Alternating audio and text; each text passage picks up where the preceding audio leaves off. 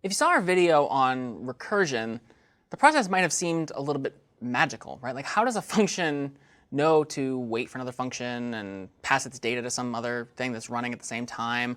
It can seem a little magical at the outset if you don't understand exactly how functions are called and operate in C. And the way they operate is using something called the call stack. And the way the call stack works is as follows. If you call a function, basically what happens is a big chunk of memory is set aside somewhere on the system for that function to do its work. So for example, if you call a function and the first thing you do is declare a couple of variables, what's going to happen is a stack frame or a function frame will be created, a big chunk of memory, and those variables will be given space. So if it's 3 integers, you'll get 3 4-byte chunks, just like the size of an integer, as well as some space to do some calculations and whatever else the function might need. And that's where the function will do all of its work. Now, it's possible that more than one function's frame might exist in memory at any given time. So for example, let's say the function main calls another function called move. And then the function move calls another function called direction. At that point, all 3 of those functions have open frames. But in general, only one of those frames will ever be active. Only one of those functions is ever running at a given time, even though all 3 of them have space set aside and are sort of like hanging out waiting to do something. Now, the way these frames are arranged is in what's called a stack.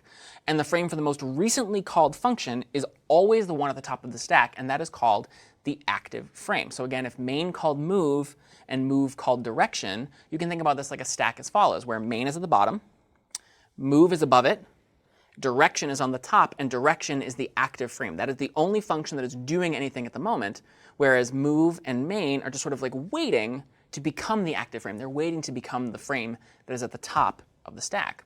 When you call a new function, a new frame is what's called pushed onto the top of the stack. So if you call a new function, that function immediately gets space in memory and is put on top of the call stack, and it becomes the active frame.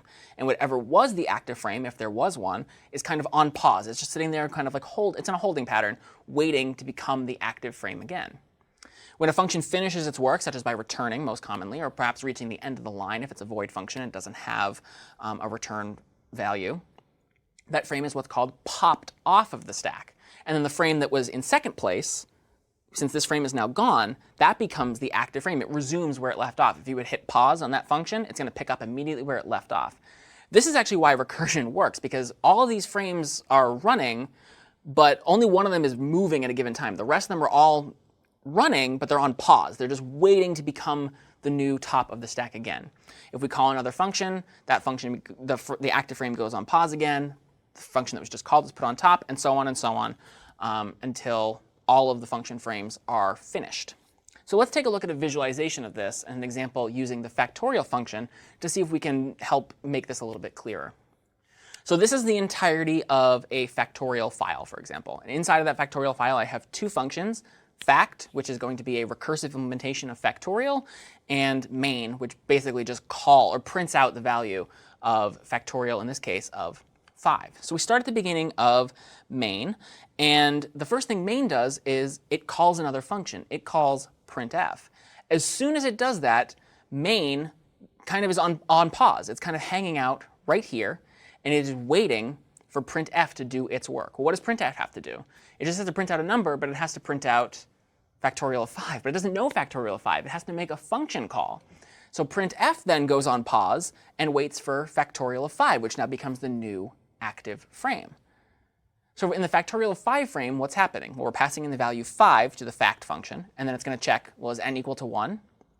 No. So then it's going to return n times fact n minus 1. Okay, so now the factorial 5 frame is basically calling a new function, passing in another call to factorial, passing in 4 as the parameter instead. So the factorial of 5 frame now goes on pause, and a frame for factorial of 4 becomes the new active frame. And it's going to go through the same process. Is 4 equal to 1? No. So instead, it's going to return n times, in this case, or 4 times factorial of 3, another function call. So factorial 4 frame goes on pause. Factorial of 3's frame becomes the new active frame.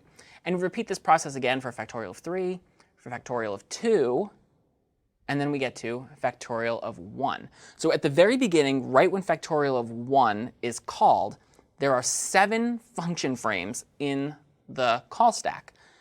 Factorial of 2, 3, 4, 5, printf, and main are all on pause at the lines that you see there. They're just kind of hanging out, waiting to become the new active frame again. But they're not moving from those arrowed indicators.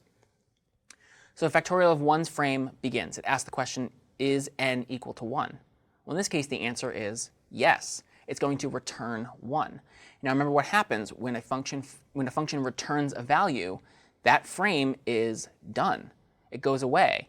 And that means that it gets popped back off of the call stack. And then the frame that is below it will become the new active frame. So factorial of 1 returns a 1. At this point, its frame is destroyed, and factorial of 2 can now get unpaused. Now factorial of 2 is that dark blue line on the left there, and it was waiting on the return value of factorial of 1. Well, factorial of 1 said, I returned a 1 to you. So factorial of 2 is going to return 2 times 1, or 2. It is now also returning, and so when it returns, it gets popped off the stack, its function frame is destroyed, and factorial of 3 becomes the new active frame. Factorial of 3 was waiting on factorial of 2, which returned a 2. So it's going to return 3 times 2, or 6. It returns a value, its function frame is popped off of the stack, it is destroyed. Factorial of 4 becomes the new active frame. Factorial of 4 was waiting on factorial of 3. It got its answer back of 6. So it's going to return 4 times 6, or 24. And it's going to return that value to factorial of 5, which has been waiting for factorial of 4 to finish its work. It returns 5 times 24, which is 120. When that frame is destroyed, now we resume at printf. Printf has that dark red line on the bottom there. It was waiting on factorial of 5, which just returned a 120. So what printf does is it prints out 120. And then its job is done. It doesn't have anything else to do. It's not waiting on another function call. And so it finishes executing. It doesn't return anything, but it reaches the last. It doesn't have anything else to do. So its function frame is destroyed. It gets popped off of the stack. And then all we have to do is see where main left off. Well, that was all main had. And so main's function frame will then pop off the stack as well. And this program will have completed its job by printing out 120. Hopefully that illustration of the call stack helped to show exactly how recursion works and how these functions are waiting and interacting with each other to allow the recursive process to occur. I'm Doug Lloyd. This is CS50.